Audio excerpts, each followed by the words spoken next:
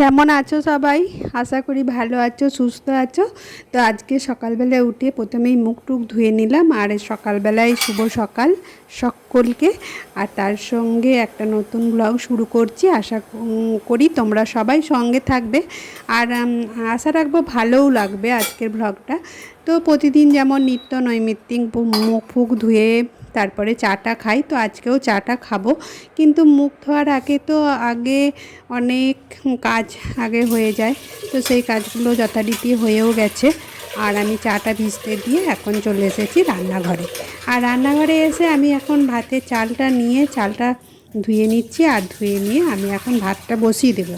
না হলে কী হবে, স্কুল আছে, স্কুল থাকলে তো টাইমে যেতে হবে। আর ওই জন্যই রান্নাটাও ঠিক টাইমের মধ্যেই আমাকে সেরে ফেলতে হয়। এদিক ওদিক করলে রান্নাটা দেরি হয়ে যাবে। সেই জন্যে আমি ভাতটা বসিয়ে দিয়ে তারপরে চাটা খাবো। তো এখন আমি ভাতটা বসাচ্ছি। আর তোমরা যে যেখান থেকে আমার ভিডিও লাইক কমেন্ট করছো বা সাবস্ক্রাইব করছো, সকলকে অনেক ভালোবাসা, অনেক ধন্যবাদ।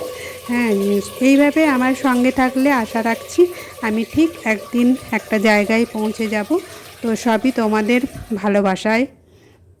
অবশ্যই তোমরা যদি না সঙ্গে থাকো, না ভালোবাসো, তাহলে কোনোভাবেই কোনো কেউই এগিয়ে যেতে পারবে না গো। তো এটা আমার মনে হয়। কোনো মানুষই একা একা পথ চলতে পারে না। পথ চলতে গেলে ধরো সবাইকেই সবার সঙ্গে থাকতে হয়। আমিও যেমন অনেক ভিডিও দেখি, আমার ভালো লাগে, আমি লাইক করি, কমেন্ট করি। তো সেই রকম আমার ভিডিওতেও তোমাদের আশা করছি ভালো লাগছে, লাইক করছো, কমেন্ট করছো। তো তার জন্যে আমারও বেশ ভিডিও বানাতে ভালোই লাগছে। তবে মাঝে মাঝে ব্রেক হয়ে যায় বলতে ধরো আমি সংসারী মানুষ, বিভিন্ন জায়গায় বিভিন্ন কর্তব্য, দায়িত্ব, বিভিন্ন কাজ থাকে, সবসময় ইনফর্ম করতেও পারি না, জানাতেও পারি না। তো সেইভাবে সবসময় জানানো হয়ে ওঠে না। আর সবসময় ভিডিও দেওয়াও সম্ভব হয়ে ওঠে না।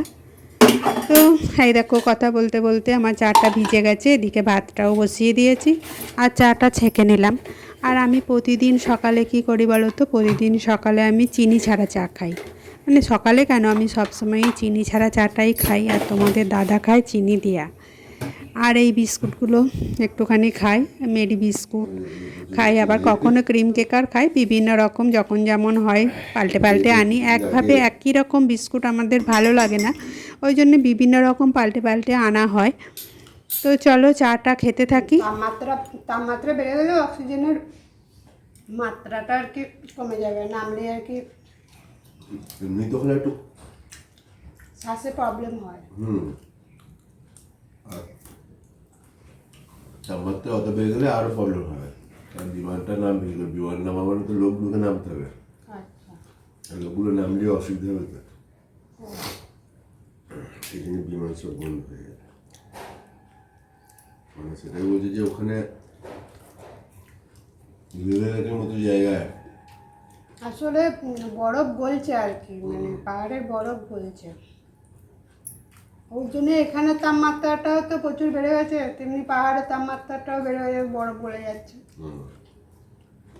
ওটাই হচ্ছে, প্রকৃতির পরিবর্তন হচ্ছে। পাহাড় কেটে সুড়ঙ্গ তৈরি করছে, রাস্তা তৈরি করছে, ওই জন্য ভারসাম্য নষ্ট হয়ে যাচ্ছে। তারপর গাছপালা ধরো কাটছে। আর এদিকে মাসকাবাড়ির যেসব জিনিসগুলো আমার লাগে সেগুলো একবারেই আনানো হয়। তো আমি একেবারে মাসের প্রথমের দিকেই আনিয়ে নিই, আর সেগুলোই ভরে ভরে রাখি। আর সারা মাস আমার চলে, টুকটুক করে বার করি। তো বেশিরভাগ জিনিসগুলো আমি এই রকম ডিব্বা আছে, মানে স্টিলের একটা ডিব্বা আছে, আর এই রকম লক লাগানো একটা টিনের ডিব্বা আছে। তো সেই টিনের মধ্যেই আমি ঢুকিয়ে রাখি।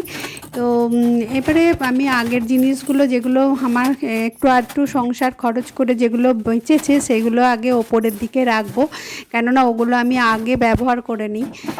আর পরের যেগুলো এবারে এনেছে সেগুলো আমি একটুখানি তলার দিকে রাখবো, সেই জন্যই ভেতর থেকে সমস্ত আমি বার করে নিলাম। আর এখন তো বর্ষাকাল বললে সেই জন্যে আমি কি করি বলো তো, ওই সব জিনিসে যাতে পোকা টোকা না লেগে যায় সেই জন্যেই একটা সেলফস বলে ওষুধ পাওয়া যায়। তো ওটাকে আমি কাপড়ে বেঁধে আর ওই টিনের তলাতে আমি দিয়ে রাখি। তাতে কি হয়, জিনিসগুলো যদি কলাই টলাই ধরনের কোনো জিনিস থাকে সেগুলোতে পোকা তাড়াতাড়ি লাগে না। এছাড়াও শুকনো লঙ্কাটা থাকে, শুকনো লঙ্কাটা ঝাঁঝেতেও পোকা লাগে না কো। আর বেশিরভাগ জিনিস থাকলে সেগুলো আমি ফ্রিজে রাখি, যেমন ধরো ছোলার ডাল, বর্ষাকালে খুব পোকা লেগে যায়। তারপরে গোটা মটর, বরবটি, এই ধরনের কলাইগুলো বর্ষাকালে খুব পোকা লেগে যাওয়ার সম্ভাবনা থাকে। তো বেশি থাকলে তখন আমি সেটাকে ফ্রিজে রাখার চেষ্টা করি। তবে ফ্রিজে তো অত জায়গা নেই, সেই জন্য এই সেলফস ওষুধটা কিনে আনা করাই। আর সেলফস দিয়ে আমি তলাতে ওই ভালো করে বাঁধি, মানে 2-3 বার করে বেঁধে রাখি, যাতে কোনো খাবার দাবার জিনিসে মিশে না যায়। সেইভাবেই আমি ওই টিনের মধ্যে দিয়ে রাখি। তো এই আর কি, জিনিসপত্রগুলো গোছাচ্ছি এদিক ওদিক করে, যেখানে যেটা সেটা রেখে দিয়েছি। আর এই দরজার পেছনে আমার সমস্ত ব্যাগগুলো থাকে। তো ওই ব্যাগগুলো আমি ওই মাস কাবাডি মাল আনা হয়ে গেলে দরজার পিছনে রেখে দিই। আর পরে পরে যখন যেমন প্রয়োজন তখন তেমন এখান থেকে আমার নেওয়া হয়।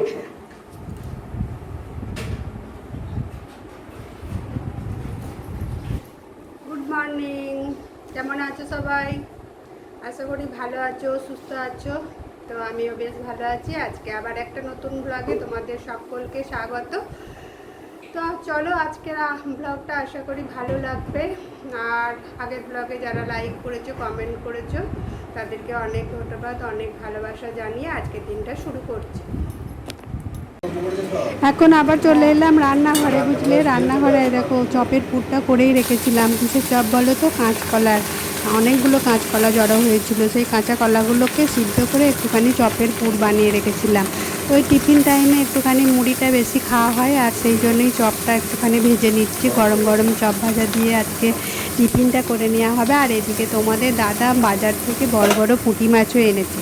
তো সেই জন্যে পুঁটি মাছগুলো একটুখানি বেছেও নেওয়া হয়ে গেছে, বেছে দিয়ে এবারে মাছগুলো একটুখানি ভাজছি। তো রান্নাঘরের তো কাজ শেষ হবে না, জানোই তো, অনেকক্ষণই সময় লাগে, টুকটাক করতে করতে অনেকক্ষণ সময় লেগে যায়।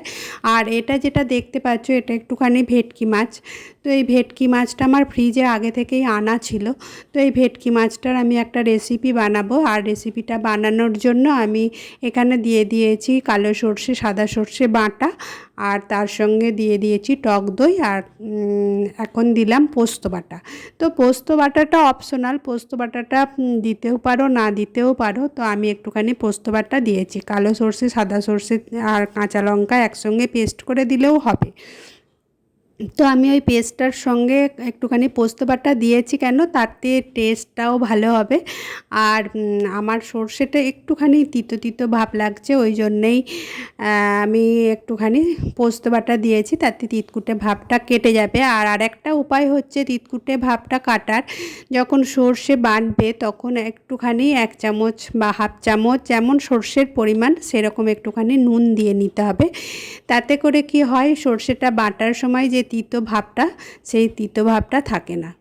তো আমি ওই টক দইয়ের সঙ্গে যেসব মশলাগুলো আমি দিলাম, তার সঙ্গে আমি দিয়ে দিয়েছি সর্ষের তেল আর পরিমাণ মতো লবণ দিয়ে আমি ভালো করে মশলাটা পেস্ট করে নিয়েছি। মানে মশলাটা খুব ভালো করে মিশিয়ে নিলাম, ফাটিয়ে নিলাম আর কি। তো সেই মিশিয়ে নেওয়ার পর তারপরে আমি মাছগুলো দিয়ে ম্যারিনেট করে নিচ্ছি। মাছগুলো দিয়ে বেশ ভালো করে ম্যারিনেট করে নিতে হবে।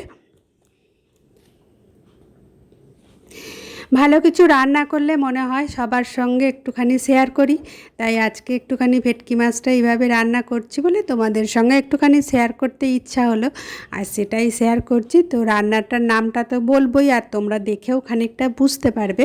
তো এখন আমি মাছগুলো ম্যারিনেট করে একটুখানি রেখে দেবো 1/2 ঘন্টা টাইম।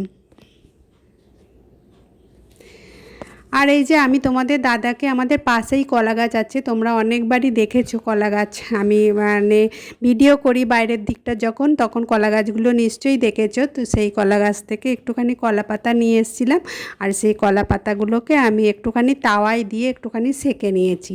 তাতে কি হয়েছে, কলা পাতাগুলো একটু নরম নরম হয়ে গেছে। তাতে কলা পাতাগুলো দিয়ে এই মশলাটা দিয়ে মাছটা দিয়ে আমি ভালো করে মুড়িয়ে দেবো। তো এই মুড়তে গেলে অনেক সময় দেখবে কলা পাতা ফেটে যায়। তো এই সেঁকে নিলে কি হয়, কলা পাতাটা ফাটার সম্ভাবনা থাকে না।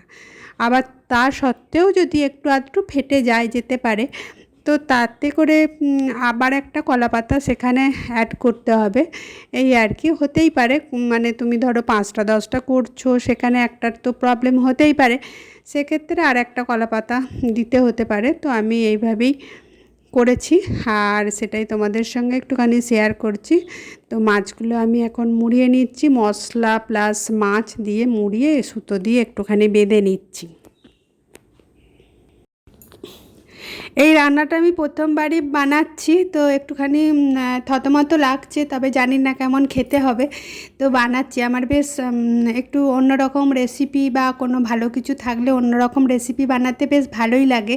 আবার সবাই যদি খেয়ে একটুখানি ভালো বলে তাহলে আরও ভালো লাগে, কেননা এটাতে আরও একটু উৎসাহ পাওয়া যায়। যেমন আমার ভিডিও লাইক কমেন্ট আর সাবস্ক্রাইব করলে যেমন আমি ভিডিও করার উৎসাহ পাই, তেমনি রান্না বান্না করে কেউ যদি খেয়ে ভালো বলে সেটাও দারুণ উৎসাহ পাই।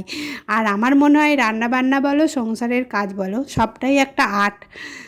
তো আমার কাজগুলো জানি না আমি কতটা পরিপাটি করে করতে পারি, কিন্তু আমি অনেকের ভিডিও দেখি, তো দেখি খুব সুন্দরভাবে পরিপাটিভাবে ভিডিওগুলো করে। যেমন ধরো আমি একজনের ভিডিও দেখি, রিয়েল ব্লগার মাম্পি, ওর চ্যানেলটা আমি দেখি, রিয়েল ব্লগার মাম্পির চ্যানেলটা আমি দেখি। তো ওর কাজগুলো বা ওর জিনিসপত্রগুলো খুব সুন্দর, তো আমার বেশ ভালোই লাগে ওর জিনিসপত্র বা ওর কাজগুলো বা ওর কথা বলা ভালো লাগে। আর হচ্ছে যে এই যে রিমি ব্লগ ছিল আর কি, সেই ব্লগটা আমি আর দেখতে পাচ্ছি না, রিমি সিংহ ব্লগ। তো ওর ব্লগটা আর দেখতে পাচ্ছি না। ও খুব ভালো ভালো টিপস দিত সবাইকে, খুব ইন্সপায়ার করতো, বা কোনো কিছু জিজ্ঞেস করলে কমেন্ট করে তো রিপ্লাইও দিত। তো ওর ব্লগ আমি দেখতে পাচ্ছি না। তো আর একজনের ব্লগে আমি জানলাম যে ও মানে সমস্ত ভিডিও নাকি ডিলিট করে দিয়েছে। তো জানি না কেন, কী কারণে ডিলিট করলো। তো ও তো একজন সাকসেস ইউটিউবার, তো ইউটিউব জগতে ভালোই সাকসেস ছিল বা ভালো ওর ভিউয়ার্স বা ইয়ে ছিল, তো কেন বন্ধ করলো জানি না। আর সবথেকে বড় কথা হচ্ছে যে অডিয়েন্স যদি সঙ্গে থাকে, তার থেকে বড় সাপোর্ট আর কিছু হয় না। অডিয়েন্সকে সাপোর্ট করতে হয়। অডিয়েন্স যদি সবার সঙ্গে থাকে, সাপোর্টিভ হয়, তাহলে ভিডিও বানাতে সবসময়ই ভালো লাগবে। তো ওরও অনেক সাপোর্ট ছিল, আর আমিও তো কন্টিনিউ দেখতাম, খুব ভালোই লাগতো। আর আরেকজনের ব্লগ আমি এখনও দেখি, সেটা এখন দেখতে পাচ্ছি না কদিন জানি না, ওই যে কি নামটা ভুলে যাচ্ছি, দাঁড়াও নামটা, ওই যে পিয়ালির জীবন কথা, পিয়ালির জীবন কথা, ওর ব্লগ আমি দেখি, ওর বেশ ভালোই লাগে, নতুন ব্লগার, তো বেশ ভালো লাগে, কিন্তু দেখতে পাচ্ছি না কেন, কে জানে কি হয়েছে, জানি না। তোমাদের কারোর জানা থাকলে অবশ্যই জানাবে যে ও ব্লগ দিচ্ছে না কেন। তো যাই হোক, আমি তোমাদের সঙ্গে কথা বলতে বলতে আমি এগুলো সুতো দিয়ে আমি বাঁধছি, কথা বলতে বলতে আমার কাজটাও এগিয়ে যাচ্ছে। আর ভিডিও করলে কি হয়, গল্পটাও করা হয়, আবার কাজটাও হয়, আর তোমাদের সঙ্গে শেয়ার করাটাও হয়, সবটাই একসঙ্গে হয়। তো এই যে অনেকগুলোই মাছের পিস আছে, সবগুলোকেই বাঁধতে হবে। আর যদি ফেটে যায় তাহলে আবার একটা কলাপাতা দিয়ে বেঁধে নিতে হবে, সেটা তো আগেই আমি বলে দিয়েছি, আবার একবার রিপিট করে দিলাম। তো আমার যেমন এটা একটু আলগা আলগা লাগছে, ওই জন্য আমি দুবার করে এই এদিকে আরেকবার বেঁধে দিলাম আর কি। বর্ষাকালে তোমাদের সঙ্গে আর একটা কথা শেয়ার করি, বর্ষাকালে পোকা লাগলে যেমন আমি সেলপসটাও দিয়ে রাখি, আবার কিছু জিনিস ফ্রিজেও রাখি। আবার আরেকটা জিনিসও তোমরা করতে পারো, যেমন ধরো নিম পাতা, নিম পাতাকে শুকিয়ে রাখলে রেখে, যেমন ধরো আমাদের চালে পোকা লাগে, ডালে পোকা লাগে, তো সেটাকে একটা ন্যাকড়ার মধ্যে বেঁধে আর ওই চালের ভেতর যদি ঢুকিয়ে রাখা হয়, বা যে জিনিসটা পোকা লাগার সম্ভাবনা আছে সেই জিনিসের মধ্যে যদি রাখা হয়, তাহলেও অনেক সময় পোকার আক্রমণ কম হয়। তো এটাও তোমরা, এটা একটা ছোট টিপস দিলাম, তো এটাতেও অনেক সময় কাজ হয়। আর এদিকে পাতাগুলো, আমার পাতা দিয়ে মাছটা আমার সমানে মোড়া হয়ে গেছে, সব মাছগুলোই মোড়া হয়ে গেছে। আমি এখন কড়াইটা বসিয়ে দিয়েছি, আর কড়াই একটুখানি তেল দিয়ে দিয়েছি। তো এখন আমি একটু অপেক্ষা করব তেলটা গরম হওয়া পর্যন্ত। আর তেলটা গরম হয়ে গেলে তারপরে আমি মাছটা রান্না করব। আর তার সঙ্গে আমি রেসিপিটার নাম আমি তোমাদের এখনও বলিনি, সেটা তোমরা বুঝতে পেরেছো হয়তো। তো এটা আমি ভেটকি মাছের পাতুরি বানাচ্ছি। তো সেই জন্যই পাতা দিয়ে সমস্ত মশলা দিয়ে মাখিয়ে মাছটা সুন্দর করে বেঁধে কড়াইয়ের মধ্যে তেল দিয়ে মাছগুলো আমি দিয়ে দিয়েছি। দিয়ে এখন একটুখানি করে ঢাকা দিয়ে আস্তে আস্তে সিমে আঁচে দিতে হবে, সিম আঁচে।